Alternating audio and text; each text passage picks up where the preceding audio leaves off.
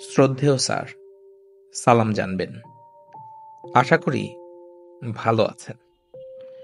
আপনি আমাকে হয়তো চিনতে পারছেন না, কারণ প্রেরকের নাম ঠিকানা যা দিয়েছি সেটা সম্পূর্ণ ভুয়া। এখন নিশ্চয়ই চিঠির শেষ অংশে গেছেন ইতি কে তা দেখার জন্য। লাভ হবে না স্যার, লিখিনি ওখানেও।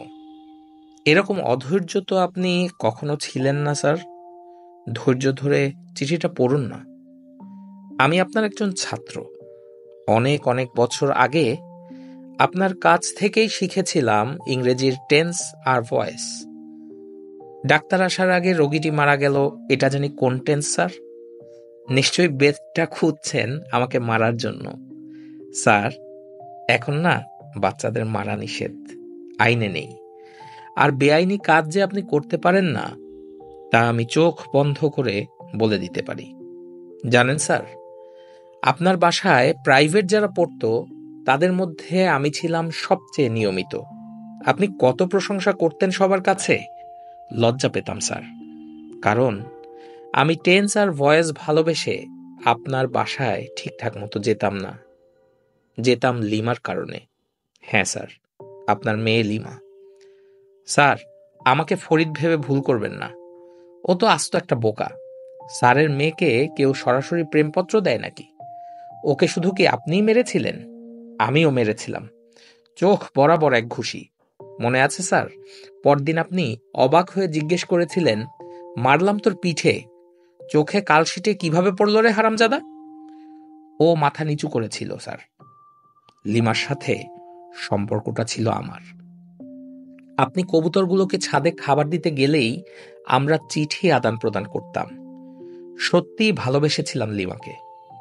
আপনি তো কিছু বিচার বিবেচনা না করেই ভালো একটা ছেলে দেখে দিয়ে দিলেন বিয়ে, তাও আবার বাল্যবিবাহ। আজকের দিন হলে স্যার আপনি নির্ঘাত জেলে যেতেন।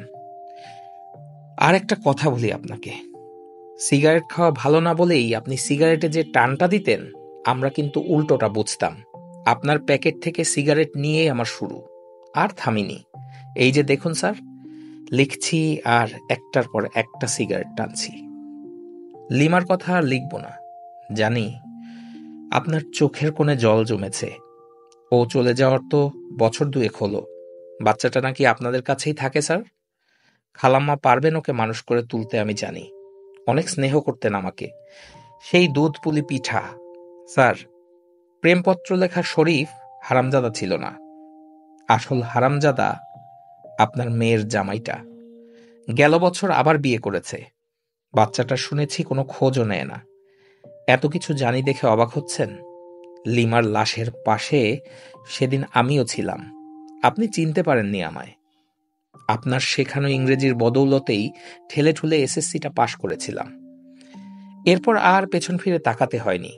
অনার্স মাস্টার্স যদিও বাংলায় করেছি, তবুও ওই জ্ঞানই আমার ভিত্তি। স্যার, পরিবারকে একটু বেশি সময় দিতে হতো। লিমা খুব আক্ষেপ করতো জানেন। বলতো, আমার বাবা তো সব ছাত্রের বাবা, আর আমার শিক্ষক।